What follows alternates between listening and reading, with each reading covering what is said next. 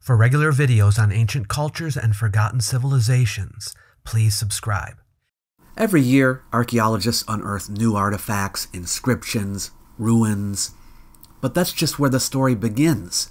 Once something is found, historians, linguists, scientists, and other scholars go to work analyzing it. Sometimes their findings confirm what we thought we knew, and sometimes they turn everything on its head. In this video, we're looking at the 20 greatest historical discoveries of the past year, my personal ranking.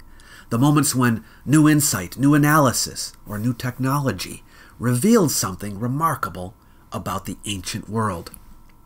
These aren't just my favorite finds of 2024 to 2025, they're breakthroughs that reshape our understanding of the past.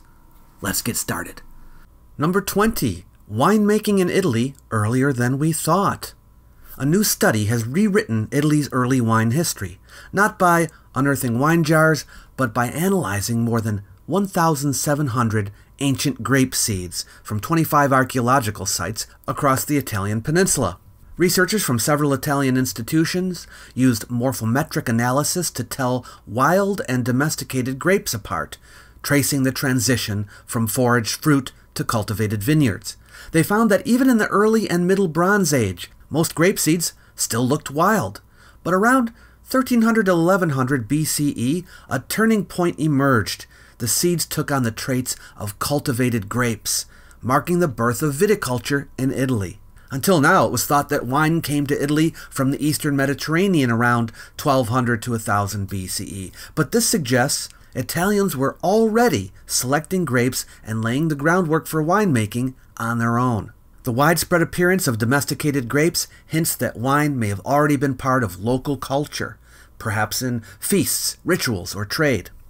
This pushes Italy's wine history not just further back in time, but into the realm of early local innovation. Number 19. Matrilineal society found in China. On the eastern coast of Neolithic China between 2750 and 2500 BCE, a community lived, farmed, and buried their dead near what is now Shandong province. For years, archaeologists had known of the site with its millet-based economy and well-organized cemeteries, but a recent breakthrough in ancient DNA has revealed something astonishing. This was a matrilineal society, one of the clearest ever identified in East Asia. Researchers analyzed the genomes of 60 individuals buried in 2 separate cemeteries. What they found was extraordinary. Each cemetery belonged to a different maternal clan. All 14 people in the northern cemetery descended from the same maternal ancestor. In the southern cemetery, 44 of 46 individuals shared a different maternal lineage. The Y chromosomes, by contrast, were highly varied. Fathers came from elsewhere, but burial and belonging followed the mother's line. This social structure endured for over 10 generations, suggesting a stable matrilineal kinship system in a society that predated Chinese dynastic civilization by centuries. What makes this discovery so significant is how it reshapes our assumptions about early Chinese social systems. Later cultures in the region, like the Longshan and the Xia, shifted towards patrilineal, male-dominated hierarchies. But this matrilineal community shows that earlier Neolithic societies were experimenting with very different models of family, inheritance, and power. It's a reminder that the road to complex society was never one straight line. Number 18. DNA reveals Celtic language spread. For centuries, scholars have debated how Celtic languages, spoken today in parts of Ireland, Wales, Brittany, and beyond, spread across Europe. Was it through mass migration? Or did the language expand without significant population movement? Well, a new genetic study provides some possible answers. By analyzing DNA from hundreds of ancient individuals across regions historically associated with Celtic speech, researchers found that between 1200 and 800 BCE, Celtic languages likely spread without large-scale migration. The people adopting the language showed genetic continuity with earlier populations, suggesting that it was culture, not conquest, that did the talking. But by around 500 BCE, the story shifts. New waves of ancestry arrive in regions like Gaul and the British Isles, correlating with the spread of Latin culture, the archaeological fingerprint of what classical authors called the Celts. Here, language and migration began to intertwine. So rather than one sweeping migration, the rise of Celtic languages appears to have followed a two-stage process: early cultural diffusion, followed by later demographic shifts. A complex and compelling picture, written not just in words, but in genes. Number 17, lead pollution causes drop in Roman IQ. Sometimes the most astonishing discoveries about the ancient world come not from ruins or scrolls, but from the ice. In this case, scientists drilled deep into a glacier in Greenland and pulled out a frozen timeline of the atmosphere itself. Trapped in those layers of ice is a record of air pollution from thousands of years ago, including pollution created by the Roman Empire. Researchers measured the amount of lead in each layer of the ice core, and sure enough, during the height of Roman mining and metal production, from the 1st century BCE through the 2nd century CE, lead levels in the atmosphere surged. Even from thousands of kilometers away, the smoke from Roman furnaces had drifted north and settled into the polar ice, preserving a fingerprint of ancient industry. But the story doesn't end with the pollution. Scientists then estimated how much of that airborne lead would have ended up in the blood of people living in Roman Europe. Their conclusion? The levels were high enough to cause average IQ drops of 2.5 to 3 points across the population. This wasn't just an elite problem. It was widespread, affecting rich and poor alike. The Romans unknowingly may have been poisoning themselves at scale, inhaling the cost of their own technological progress. It's a discovery that adds a new dimension to Roman history, one where the very air they breathed quietly eroded the sharpness of the minds that built their empire. Number 16, when cats came to China. For years, archaeologists puzzled over the cat bones unearthed at ancient sites across China. Some dated back over 5,000 years, leading many to believe that China may have independently domesticated its own cats, separate from the Egyptian and Near Eastern lineage. But recent genetic research has debunked that story. A new study analyzing ancient feline DNA shows that while small wild cats had indeed lived alongside early Chinese farmers, they were not the ancestors of modern pet cats. Those earlier animals, probably leopard cats native to East Asia, may have occasionally coexisted with humans, but they were never fully domesticated. The first true domestic cats in China, it turns out, didn't arrive until between 600 and 900 CE, during the Tang Dynasty.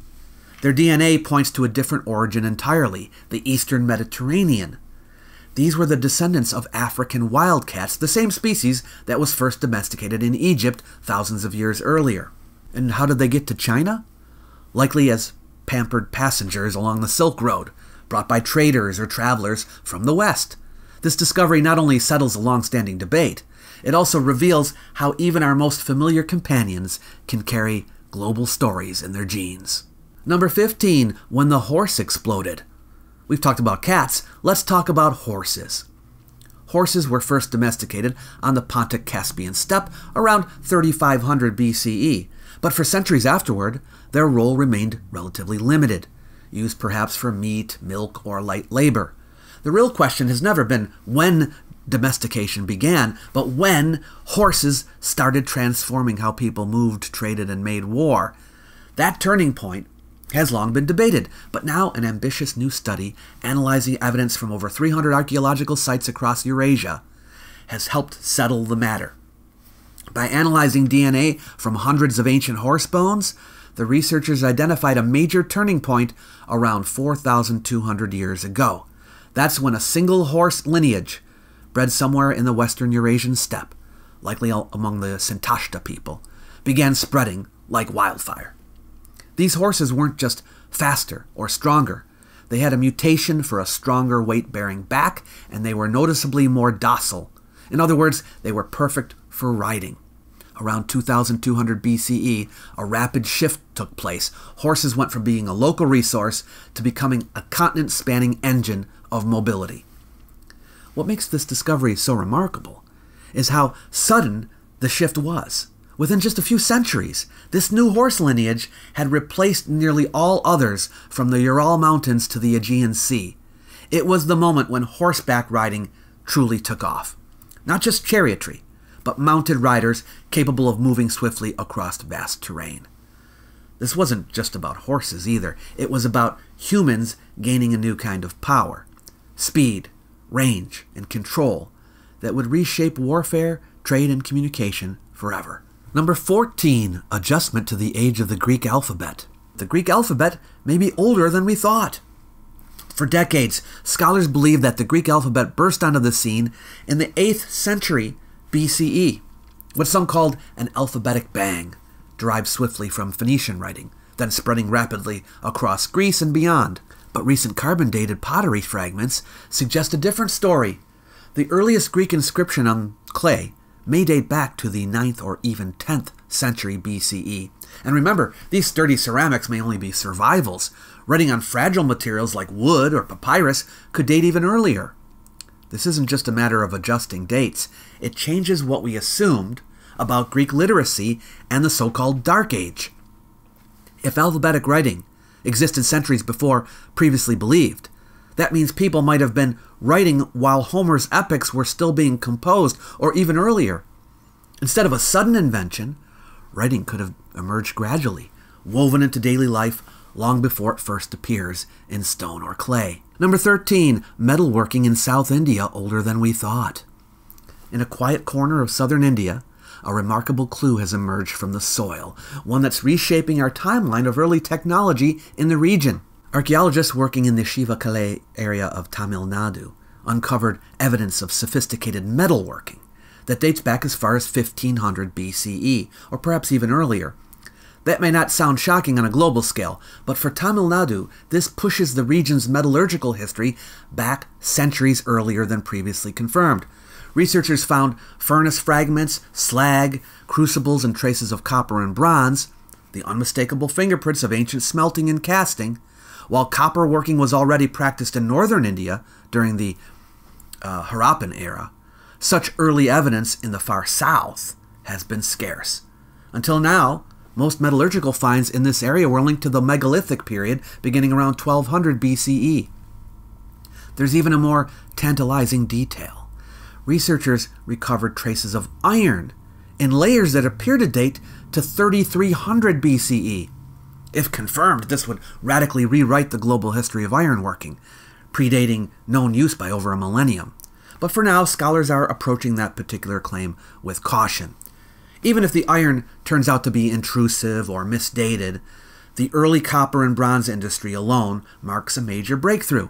It means that the people of ancient Tamil Nadu were engaging in complex technological processes centuries earlier than we once thought. An exciting reminder that the story of innovation isn't confined to just one part of the subcontinent.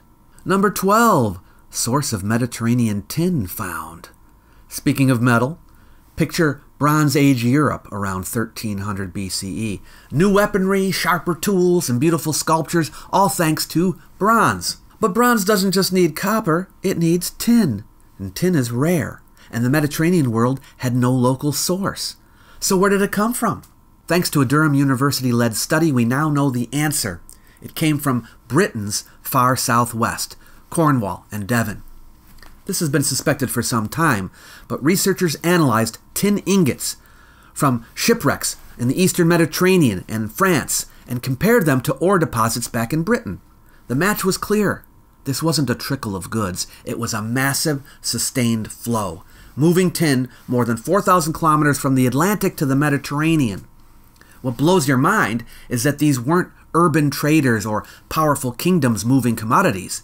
They were small rural communities in Britain. Their tin was the first British export to reach the heart of the Mediterranean, helping fuel the Bronze Age Revolution. That tiny tin supply rewrote Britain's role in prehistory. Instead of being a technological follower, it was a strategic linchpin connected to far-off empires.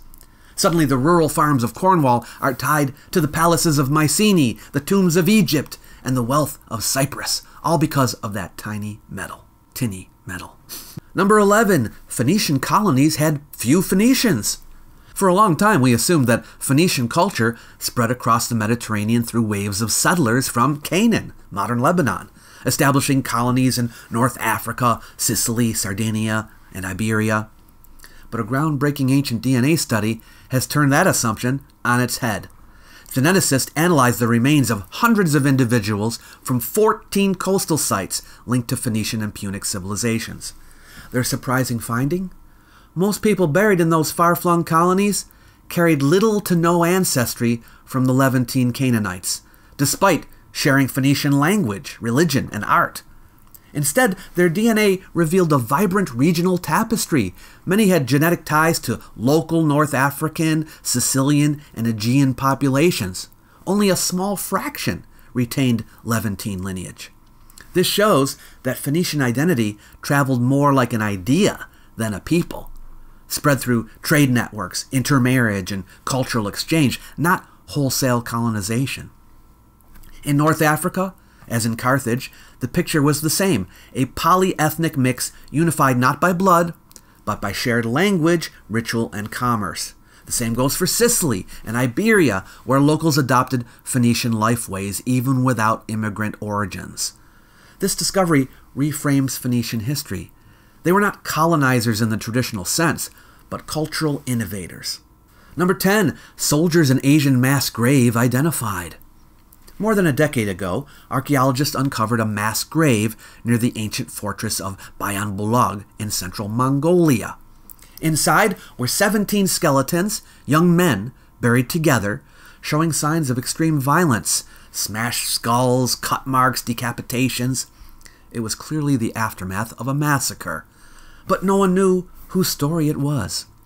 Now, thanks to new genetic and isotope analysis, researchers have solved the mystery.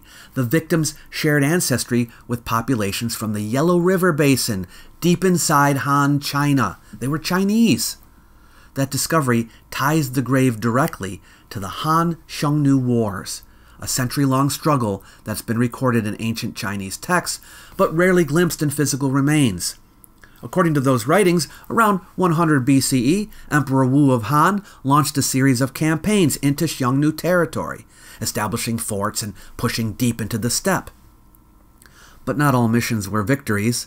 The grave at Bayan Bulag likely marks the site of a Han unit that was ambushed, cut off behind enemy lines and slaughtered. Until now, we had only the words of Han scribes to describe these frontier wars. This is the first time those accounts have been matched with real human remains. It confirms not only that these battles took place, but how far from home the soldiers were sent, and how violently their lives ended. Number 9, new evidence of early urbanization in Mesopotamia. Imagine yourself 6,000 years ago on a river's edge, deep in what is now Iraqi Kurdistan. Here at Shaki Kora, archaeologists have uncovered something astonishing, a kind of proto-government rising and then disappearing, before civilization took another path.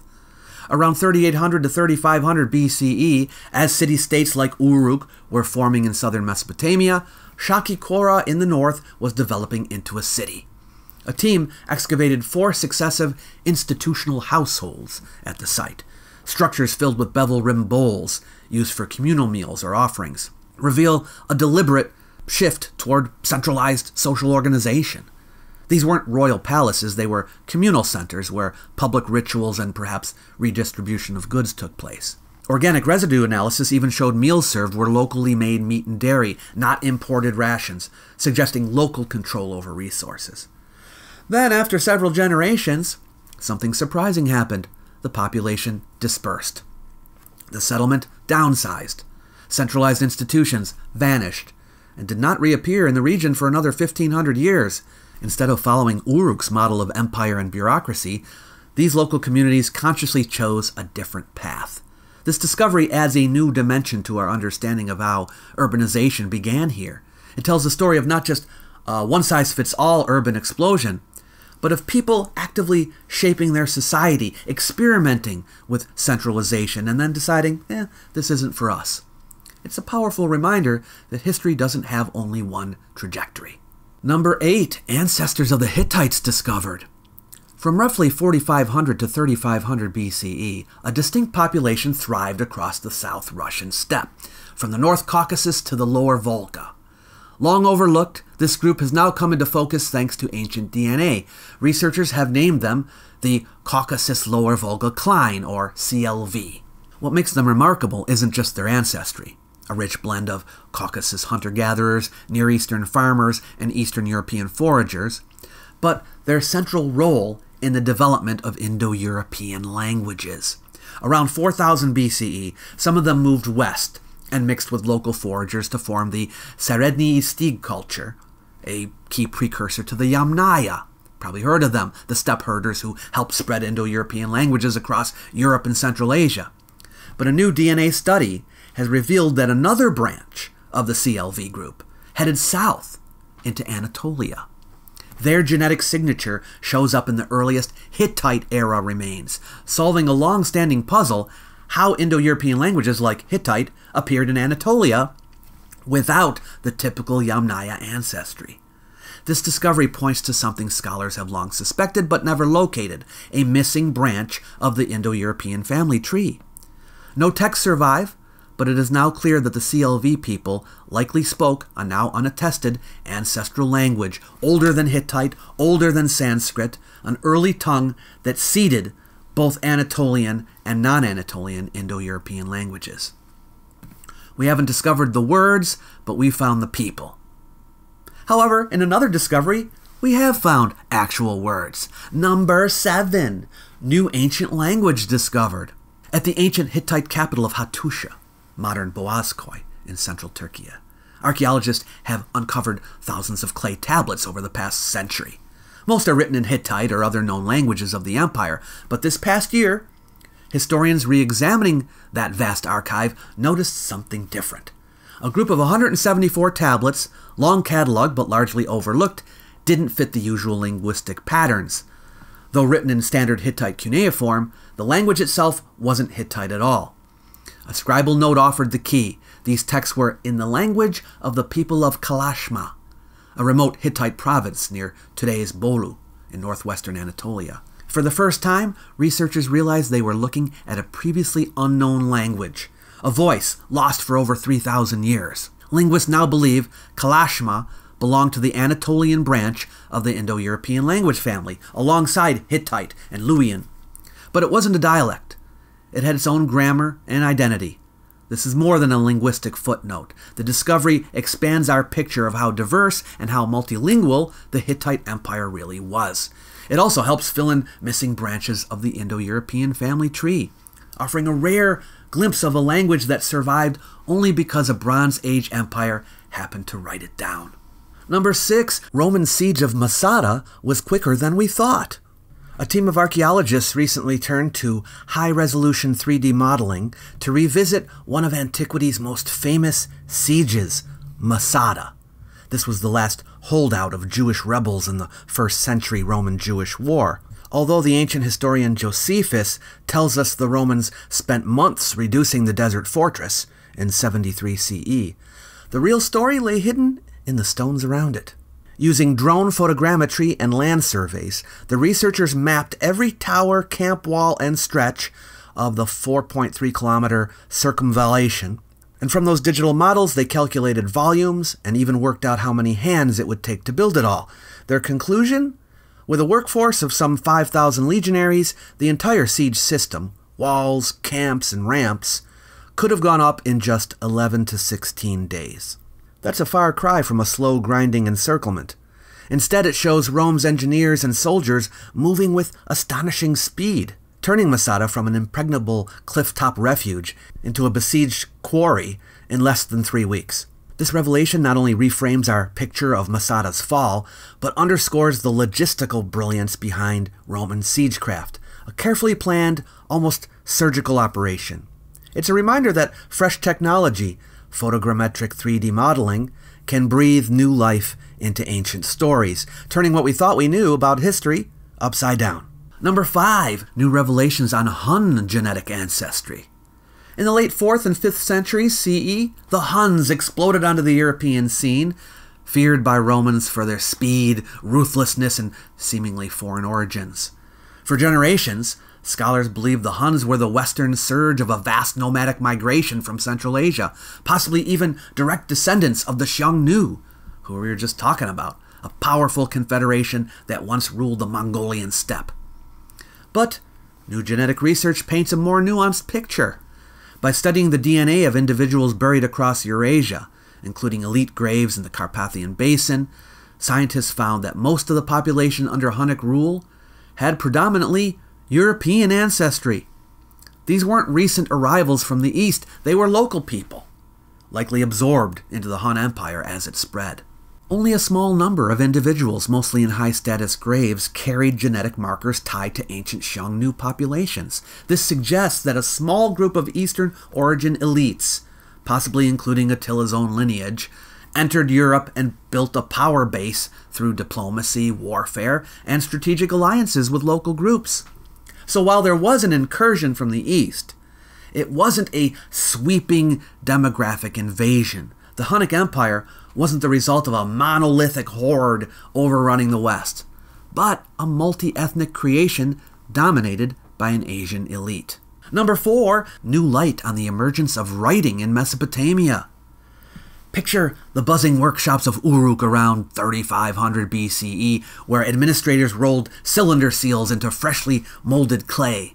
These seals stamped images of pots, textiles, even animals, simple marks that now echo across millennia. This last year, a team of philologists from the University of Bologna posed a thesis. Maybe those everyday seal designs inspired the first writing. So they tested it. They turned to graphical analysis, comparing hundreds of ancient seal impressions dating from 4400 to 3400 BCE with proto-cuneiform signs used in Uruk around 3200 BCE. What they found was striking. Certain seal motifs, like jars, bundles of cloth, nets, matched proto-cuneiform signs, not just in shape, but in meaning. A seal depicting a netted vessel appeared on clay tablets to represent vessel. Another seal's fringed cloth motif became a sign for fabric. They say this isn't just a neat connection. It suggests that writing didn't spring from abstract invention. It grew organically out of symbols people were already using, linking images to meaning in a shared administrative world. What's more, this breakthrough gives other philologists a head start. By identifying clear visual and semantic matches, they can now begin to decode hundreds of proto-cuneiform symbols that have remained mysterious for generations. Number 3, some Dead Sea Scrolls are older than we thought. The Dead Sea Scrolls are generally thought to have been written between the 3rd century BCE and the 1st century CE. For decades, scholars dated the Dead Sea Scrolls by comparing handwriting styles, a method called paleography. But this approach to the scrolls often has no independent corroboration, because few scrolls were anchored to secure archaeological context. Now a new study has provided further evidence by combining advanced radiocarbon dating, machine learning, and high-resolution imaging to deliver a more accurate timeline. Researchers began by removing old conservation materials like castor oil from scroll fragments, allowing for cleaner and more reliable carbon dating. They analyzed 30 manuscripts from sites across the Judean desert, covering roughly 400 years of scribal activity. Then they introduced Enoch, a machine learning model trained to detect fine-grained features in ancient handwriting, curves, angles, and brushstrokes, without interpreting the text itself.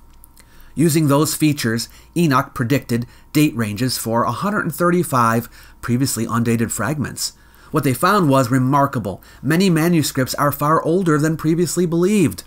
A fragment of the Book of Daniel, once thought to be a later copy, now dates to between 230 and 160 BCE, right around the time scholars believed the book was originally composed.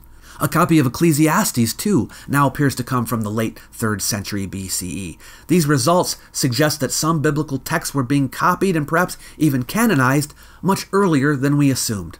Number 2, a lost work by Philodemus found in charred scroll. For centuries, the Villa of the Papyri in Herculaneum, buried under ash by Vesuvius in 79 CE, has held a carbonized treasure trove, ancient scrolls too delicate to unfurl. Now, thanks to a global competition called the Vesuvius Challenge and cutting-edge X-ray and AI technology, researchers have achieved the unthinkable. They virtually unrolled a scroll and identified its author and title without ever touching it. The scroll, known as P-Herc 172, has been scanned at the Bodleian Library in Oxford using high-energy X-rays from the UK's Diamond Synchrotron. For the first time, computer-enhanced 3D rendering revealed ink traces in the inner layers, revealing the Greek name Philodemus, a 1st century BCE Epicurean philosopher, and even the title of his work, On Vices, likely the first volume in what seems to be a 10-volume series. The payoff was rewarded with a $60,000 title prize for the team from the University of Würzburg who discovered it. But the real prize? We've peeked into a lost philosophical library, a scroll still sealed in volcanic charcoal, yet now speaking again after 2 millennia. This isn't just artifact recovery, it's the moment when ancient wisdom re-emerges, untouchable yet finely legible. And with nearly 800 scrolls waiting, this silent library may soon roar. And number 1, fragments of Euripides found. Yeah, in a Roman-era burial pit near the site of ancient Philadelphia in Egypt, archaeologists unearthed a papyrus that analysts have now been able to identify. Nearly 100 lines from 2 lost tragedies by Euripides. The papyrus itself dates to the 3rd century CE, but the words it preserves come from the 5th century BCE, the height of Athenian drama. It includes fragments from 2 tragedies, Ino, a violent and emotional tale from Theban myth, and Polyeidos, a more philosophical piece that pits a seer against a king in a battle of words about life, death, and human arrogance. Together, the fragments preserve extended passages of dialogue that haven't been read for nearly 2 millennia. In one scene from Polyeidos, the wise man confronts King Minos with biting clarity. "You're rich, but don't think you understand the rest. Ineptitude arises in prosperity." So Euripides. I mean, to find such authentic, stage-worthy voices after 24 centuries is fabulous. From burnt scrolls recovered by AI to genetic studies rewriting the story of ancient migrations, this year's discoveries remind us that history isn't dead. It's being reinterpreted, rediscovered, and debated all the time. These were my personal picks for the most exciting historical revelations of the past year, but I'd love to hear yours. Which one blew your mind? Did I miss a big one? Let me know in the comments down below. And if you enjoy this kind of content, where history and science come together to challenge old assumptions, don't forget to like, subscribe, and share. Thanks for watching. You might like my little e-booklet, Why Ancient History Matters. It's designed to persuade people that the subject is important, even in the modern world. You might also wish to use it to help spread the word. So feel free to share it with someone you know. It's free for anyone who wants it. I've left a link in the description box below the video for you to grab a copy. Catch you later.